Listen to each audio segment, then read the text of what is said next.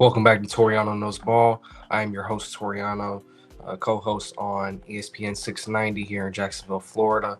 Today we're going to be talking about the recent Jaguars purge that we're going to refer to, which was a cleansing of the Trent Baalke roster acquisitions, either from the 2021 to 2022 offseason or this past offseason where we saw signings in Ronald Darby, Eric Armstead, Mitch Morse, Devin Duvernay, to say the least. A lot of those guys are no longer on the roster. So we're going to dive into this. We're going to explain what that means for the cap situation, how this could impact free agency and the draft, and what this means for guys like Trevor Lawrence on this roster who are building blocks and long term pieces to Liam Cohen and James Gladstone's success with this Jacksonville Jaguars team. So, first off, we have to get the elephant out of the room. Christian Kirk was traded to the Houston Texans for a seventh round pick in 2026, which is actually the Los Angeles Rams selection in the seventh round.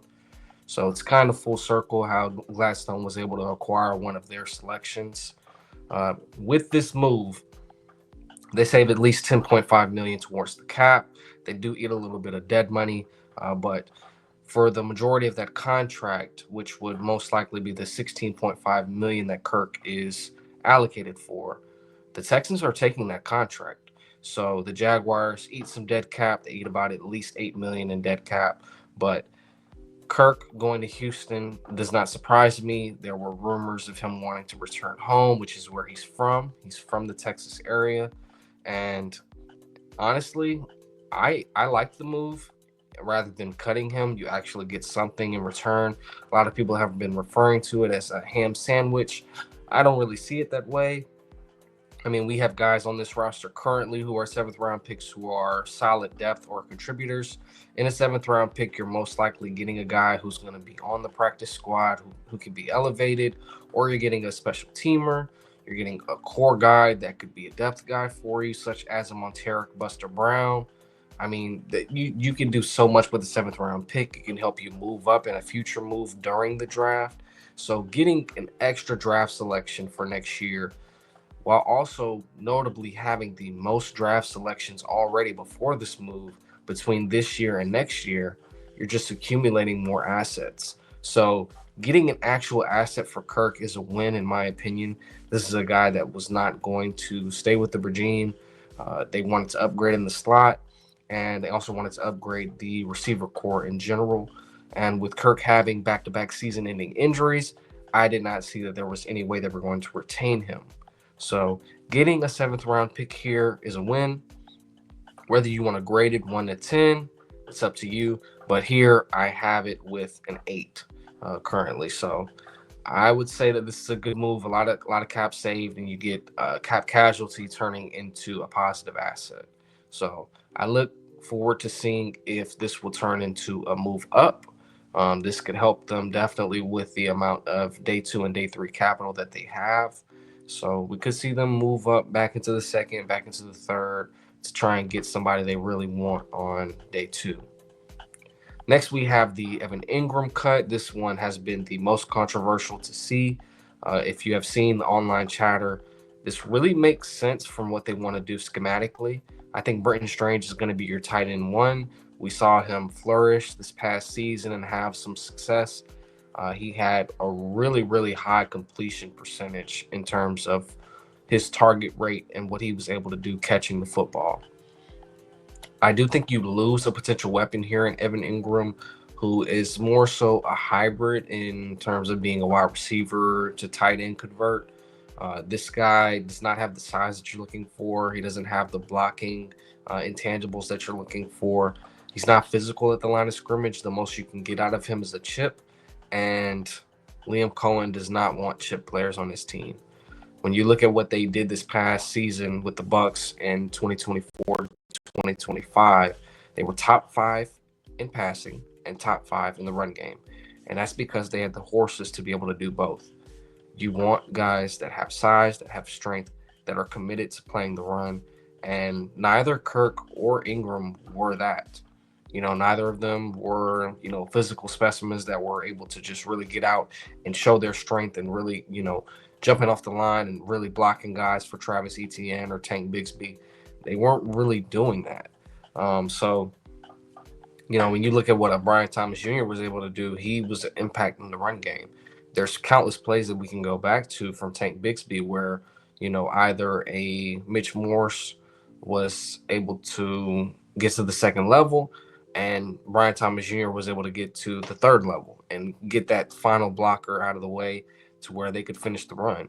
So you want more guys like that on this team.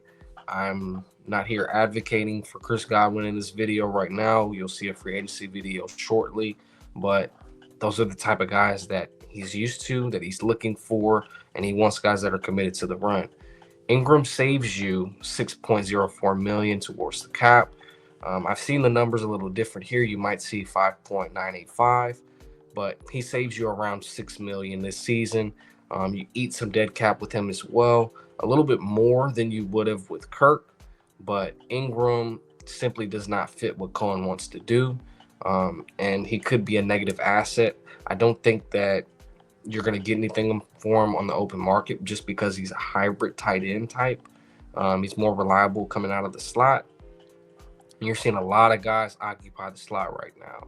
So we'll see how they address this in free agency and in the draft. I do expect them to select a tight end in the draft, but along with Christian Kirk, I expect them to select a receiver as well. So look for potential replacements in the draft and free agency. I think you'll see them sign a tight end 3 in free agency and a wide receiver 2 or 3 during free agency, and then address both positions in the draft as well to continue to create a ecosystem for development that they want, and also to kind of create strengths on the roster rather than just addressing weaknesses. So another receiver was cut as well, Josh Reynolds. He was only here for last season. He came in about mid to late season, was a waiver wire transaction. And we actually took on his contract, which was $4.26 million for this upcoming season. And he was not going to be a part of the plan for the Jaguars under Liam Cohen and James Gladstone. He's a solid depth receiver, but he didn't really have much playing time here in Jacksonville, coming from the Lions. And I don't think that this was really notable, but saving that much cap on a guy that you're not really entitled to keep on the roster was a very good move. This was one that I highlighted, thinking that this was going to be the first cut. And let's go ahead and dive into who I think should have been the first cut, possibly the worst player in the starting lineup last year, Ronald Darby. He's been cut. He's been let go. And I hope to never see him in Jacksonville again. This guy had one of the worst cornerback seasons we've seen for the Jaguars, and that's saying much. To be a veteran corner and come in here and do what he did at a small price tag of only $2.44 million, I mean, you've got to let him go. You have to address this position in free agency, in my opinion. I think you draft a guy on day 2, maybe in the second or third, and turn that position into a strength. Ronald Darby was not successful here in Jacksonville. He is a former Super Bowl champion under Doug Peterson, but this was a good cap casualty to see, and I wish him success wherever he may land or if he decides to retire, but it just was not a good fit here in Jacksonville. Next, we have Devin Duvernay, the kick return specialist, as well as wide receiver. This is a guy who kind of saves you about $2 million. I want to say the number is about $2.2 million. And, you get out of his guaranteed salaries as well as Darby's guaranteed salaries by cutting them this early. So you move up to about $60 million in cap space, a little over, which puts you at 7th in the league and allows you to really attack free agency, with some tenacity, with some aggressiveness. Maybe we see them go after some big name guys. The biggest name that I would expect them to go after would probably be a Byron Murphy. I don't think that we're going to be a finalist for him.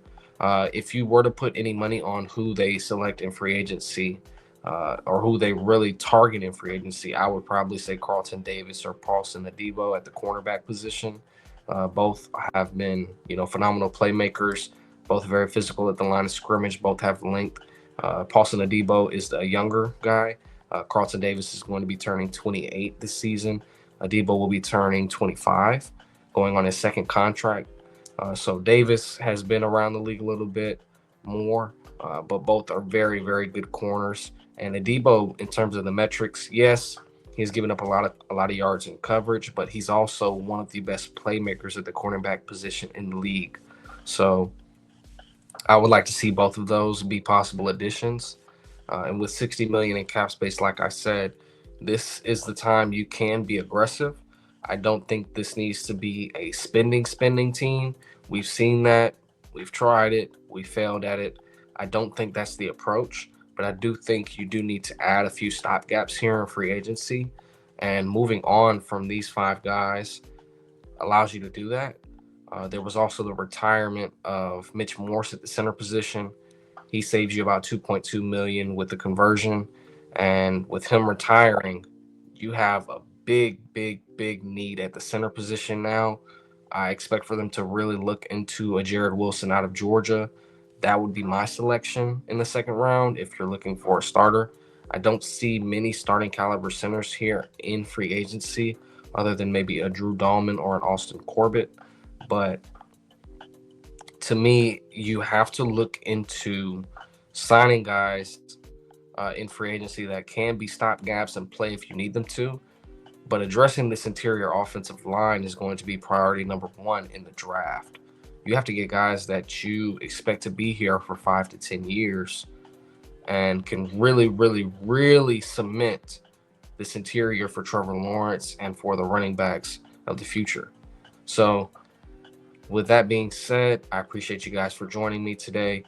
We talked a little bit about the transactions that happened over this past week, and I look forward to giving you guys my free agency prediction video and an upcoming mock draft prior to free agency. Free agency will begin on Monday, the legal tampering period, so let's make some more content.